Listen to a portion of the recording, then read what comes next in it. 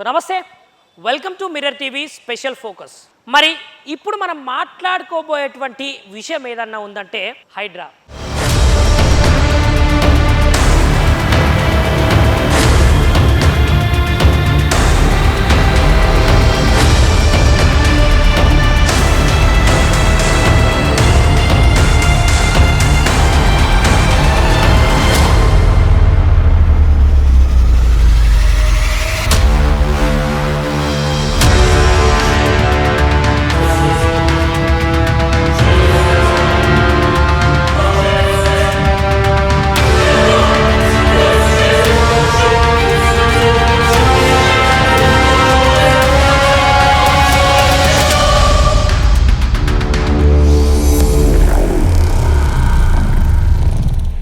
మరి హైడ్రాను అడ్డుపెట్టుకొని తెలంగాణ రాష్ట్ర ముఖ్యమంత్రి ఏం చేశాడు, నిరుపేదల ఇండ్లను ఎలా కూల్చేశాడు, అదేవిధంగా రేవంత్ రెడ్డి గారు చేసినటువంటి పాపాల పుట్టలో భాగంగా పాపాలను పాల్పంచుకుంటూ హైడ్రా కమిషనర్ రంగనాథ్ గారు ఏ విధంగా వ్యవహరిస్తున్నారు అంటే ఎఫ్టీఎల్లో లేకున్నా కూడా ఎఫ్టీఎల్లో ఉంది అని చెప్పేసి మార్కింగ్ చేసేసి కట్టుకున్నటువంటి అపార్ట్మెంట్లనే కావచ్చు, కట్టుకుంటున్నటువంటి కన్స్ట్రక్షన్స్నే కావచ్చు ఊహించే ప్రయత్నము, లేదంటే ఇది ఎఫ్టీఎల్లో ఉంది ఇక్కడ నుంచి వెళ్ళిపోవాలి అని చెప్పేటువంటి ప్రయత్నాలు అయితే చేస్తున్న వేళ ఈరోజు అయితే మనమైతే ప్రదీప్ అపార్ట్మెంట్స్ దగ్గర అయితే ఉన్నాము. మరి కేవలము పాత పగను పాత కక్షను మనసులో పెట్టుకొనే తెలంగాణ రాష్ట్రానికి ఇప్పుడున్నటువంటి ముఖ్యమంత్రి రేవంత్ రెడ్డి గారు ప్రదీప్ రెడ్డి అనే వ్యక్తి మీదనైతే కక్ష సాధింపు చర్యలకైతే పాల్పడుతున్న వేళ ఈరోజైతే మనము ఇక్కడ ఉన్నటువంటి ప్రదీప్ కన్స్ట్రక్షన్ దగ్గరనైతే ఉన్నాము. మరి నిజానికి ఎలాంటి ఆంక్షలు విధించారంటే ఈ కన్స్ట్రక్షన్ అనేది గత 6 సంవత్సరాల నుంచి కట్టుకుంటూ వస్తున్న వేళ పూర్తి అయిపోయింది. అందులో 150 మంది ఏదైతే 150 మంది ఉంటున్నారో వాళ్ళు, అదేవిధంగా 17 అంతస్తుల్లో ఇదైతే పూర్తి అయిపోయింది. మరి అప్పుడు లేనటువంటి ఆంక్షలు మరి కట్టే ముందు అంటే గత 6 సంవత్సరాల కింద లేనటువంటి ఆంక్షలు కేవలము ఇప్పుడు ఇది పూర్తయిన తర్వాత ఏ విధంగా వస్తాయి, మరి ఇప్పుడే కేవలము ఎఫ్టీఏలో ఉన్నది అని ఏ విధంగా చెప్తారు అంటే గతంలో ఉన్నటువంటి గత ప్రభుత్వంలో ఇప్పుడున్నటువంటి తెలంగాణ రాష్ట్ర ముఖ్యమంత్రి రేవంత్ రెడ్డి గారు అప్పుడైతే జన్వాడ ఫామ్ హౌస్లో డ్రోన్ ఎగరవేసినటువంటి కేసు ఏదైతే జరిగిందో ఆ కేసును దృష్టిలో పెట్టుకొనే అంటే అప్పుడు తెలంగాణ రాష్ట్ర ముఖ్యమంత్రి కేసీఆర్ గారు ఉండే, ఇప్పుడున్నటువంటి ముఖ్యమంత్రి రేవంత్ రెడ్డి అప్పుడు ముఖ్యమంత్రి కూడా కాదు, ఏదైతే జన్వాడ ఫామ్ హౌస్లో డ్రోన్ ఎగరవేసినటువంటి కేసులో రేవంత్ రెడ్డి గారిని అయితే అరెస్ట్ చేయడం జరిగింది, జైలుకి వెళ్ళడం అయితే జరిగింది. ఇదే మనసులో పెట్టుకొని ఇప్పుడు ఇక్కడున్నటువంటి ప్రదీప్ అనే వ్యక్తి మీద తప్పకుండా పగ తీర్చుకోవాలి, కక్ష తీర్చుకోవాలని చెప్పేసి ప్రదీప్ కన్స్ట్రక్షన్స్ అయితే ఎఫ్టీఏలో ఉన్నది అని చెప్పేటువంటి ప్రయత్నాలు చేసిరు. అంటే గత 2 నుంచి 3 రోజుల సమయంలో ఏం చెప్పకుండా ఏం చేయకుండా హైడ్రాకు సంబంధించినటువంటి ఉద్యోగులే కావచ్చు, హైడ్రాకు సంబంధించినటువంటి ఎవరైతే హైడ్రా కమిషనర్ రంగనాథ్ గారే కావచ్చు, జిహెచ్ఎంసీ కమిషనర్ గారే కావచ్చు, ఇక్కడికి వచ్చి ఈ ప్రదీప్ కన్స్ట్రక్షను ఎఫ్టీఎల్లో ఉంది, మరి తప్పకుండా దీన్నైతే తీసేసే ప్రయత్నాలు అయితే జరుపుతాము చేస్తాము అని చెప్పేసి వెళ్ళిపోయారు. మరి ఇక్కడ మనము ముఖ్యంగా చూసుకుంటే ఇదే లైన్లో ఫస్ట్ పార్క్ హోటల్ అనేది వస్తుంది. అంటే మెయిన్ రోడ్కి ఆనుకొనే పార్క్ హోటల్ ఉంది, దాని తర్వాత ప్రదీప్ కన్స్ట్రక్షన్స్ ఉంది, దాని తర్వాత ఆదిత్య కన్స్ట్రక్షన్స్ ఉంది, దాని తర్వాత శోభా కన్స్ట్రక్షన్స్ ఉంది. మరి ఒకవేళ నిజానికి ప్రదీప్ కన్స్ట్రక్షన్స్ ఎఫ్టీఎల్లో ఉంటే మరి ఇవన్నీ కూడా ఎఫ్టీఎల్లో ఉండాలి కదా. మీరు ఒకసారి పక్కన ప్లే అవుతున్నటువంటి విజువల్స్ను కూడా తప్పకుండా చూడాలి.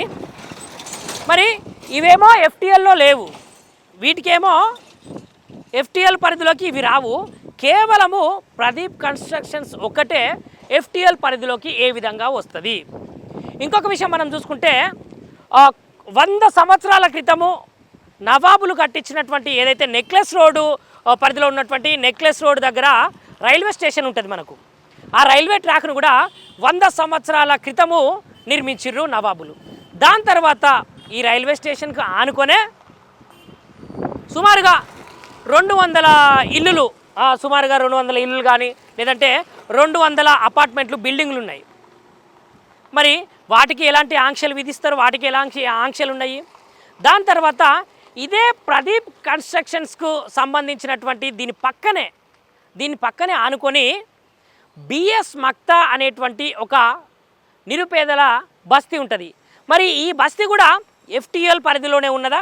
మరి ఒకవేళ ఎఫ్టీఎల్ పరిధిలో ఈ బస్తీ కూడా ఉంది, ఈ బస్తీని కూడా ఖాళీ చేయాలి అనేటువంటి మాటలు ఏమైనా మాట్లాడతారా? లేదంటే నిరుపేదలను ఏమన్నా ఖాళీ చేసేటువంటి ప్రయత్నాలు చేస్తున్నారా? మరి ఎందుకు ఇంతటి కక్షపూరితమైనటువంటి చర్య?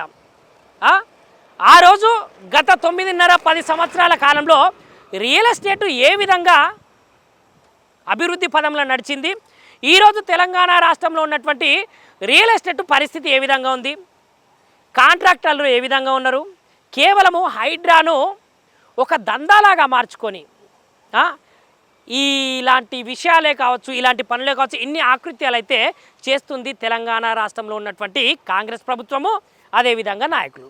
మరి ఇంకొక విషయం మాట్లాడుకుంటే ఇదే హైడ్రాకు సంబంధించినటువంటి ఏదైతే ఇప్పుడు నెక్లెస్ రోడ్డు రైల్వే ట్రాక్ పక్కన ఉన్నటువంటి దీన్ని ఆనుకొనే హుస్సేన్ సాగర్ ఉన్నది కదా, హుస్సేన్ సాగర్ దగ్గరనే బుద్ధ భవన్ ఉంటుంది. ఆ బుద్ధ భవన్ పక్కనే హైడ్రా ఆఫీస్ కూడా. ఆ విషయము తెలంగాణ రాష్ట్రంలో ఉన్నటువంటి జనాలందరికీ తెలుసు.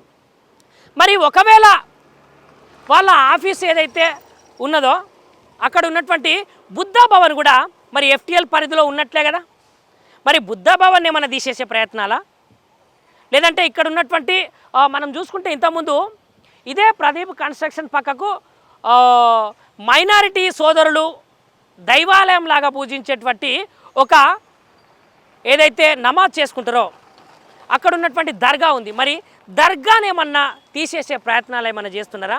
మరి తెలంగాణ ప్రజానికము ఇదంతా గమనించలేదని చెప్పేసి మరి ఎఫ్టీఎల్లో లేకున్నా, బఫర్ జోన్లో లేకున్నా, లేదంటే ఇట్లాంటి ఆంక్షలు ఎందుకు విధిస్తున్నట్టు? కేవలం ఇక్కడున్నటువంటి ప్రతి ఒక్క బిల్డింగ్ ఏమో ఎఫ్టీఎల్లో ఉండదు, కేవలము ప్రదీప్ కన్స్ట్రక్షన్ అనేటువంటి ఒక్క అపార్ట్మెంట్ మాత్రము ఎఫ్టీఎల్లో ఉంటుంది.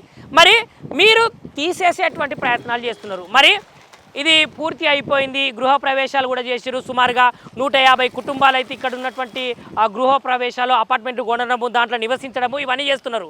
అంటే మీరు చేసేటువంటి ఈ చర్యలల్లా ఇక్కడ కొనుక్కున్నటువంటి ఎంతో ప్రేమగా సొంతింటి కలను నెరవేర్చుకున్నటువంటి వ్యక్తులు ఎవరైతే ఉన్నారో, కుటుంబ సభ్యులు ఎవరైతే ఉన్నారో, ఈరోజు వాళ్ళు అనాథలు కావాల్సిందేనా? లేదంటే ఈరోజు వాళ్ళు రోడ్డు పాలు కావాల్సిందేనా?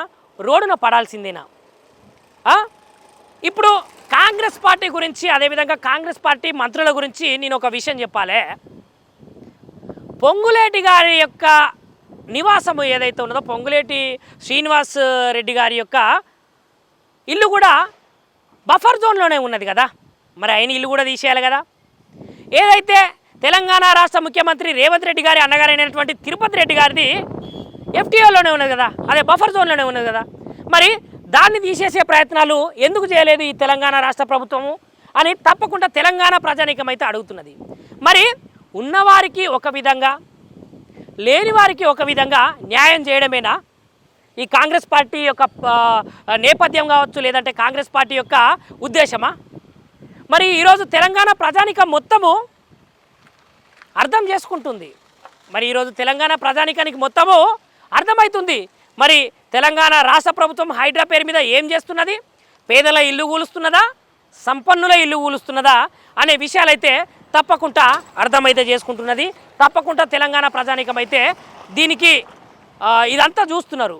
మరి రాష్ట్ర ప్రభుత్వము ఏం చేస్తున్నది? మరి రాష్ట్ర ప్రభుత్వము ఏమన్నా కళ్ళు మూసుకుంటున్నదా? లేదంటే ఒక శాస్త్రం ఉంటుంది, పిల్లి కళ్ళు మూసుకొని పాలు తాగుతుంటే నన్ను ఎవరు చూస్తలేరు కదా అని అనుకుంటుందట. అంటే రేవంత్ రెడ్డి చేసేటువంటి వికృత చేష్టలు, వికృత పోకడాలు, పేదల ఇండ్ల మీద ఉక్కుపాదం మోపుతున్నటువంటి హైడ్రా, ఇవన్నీ ఏమో పేదలకు తెలియదు, లేదంటే హైదరాబాద్లో ఉన్నటువంటి జనాలకు తెలియదు, తెలంగాణ రాష్ట్రంలో ఉన్నటువంటి జనాలకు తెలియదు అని అనుకుంటా చేస్తున్నాడు. కానీ తెలంగాణ ప్రజానీకం అయితే తప్పకుండా ఇదంతా గమనిస్తూ ఉన్నారు. ఇవాళ ప్రదీప్ కన్స్ట్రక్షన్ ఎఫ్టీఏలో ఉన్నది అని చెప్పేసేటువంటి విధానం ఏదైతే ఉన్నదో ఇక్కడనే అర్థమైపోతున్నది.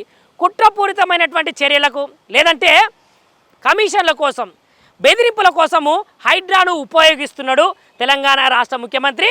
అదేవిధంగా హైడ్రా కమిషనర్ రంగనాథ్ అనే విషయాలైతే తప్పకుండా ఇవాళ తెలంగాణ సమాజికం మొత్తం అర్థం చేసుకుంటున్నది, అర్థమవుతున్నది.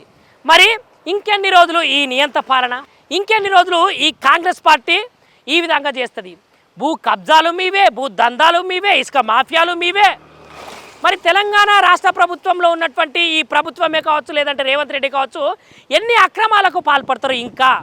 అంటే భూదాహం ఇంకా తీరలేదా? భూదాహం కానీ ధనదాహం కానీ మీరు చేసేటువంటి పనులు లెక్కలేనటువంటి పనులు, ఇంకా మీ దాహము ఇంకా మీ ధనదాహము ఇంకా తీరలేదా? మరి తెలంగాణ ప్రజానికానికైతే తప్పకుండా సమాధానము చెప్పేటువంటి బాధ్యత తెలంగాణ రాష్ట్ర ముఖ్యమంత్రి రేవంత్ రెడ్డి గారికి, అదేవిధంగా హైడ్రా కమిషనర్ రంగనాథ్కి అయితే ఎంతగానో ఉన్నది.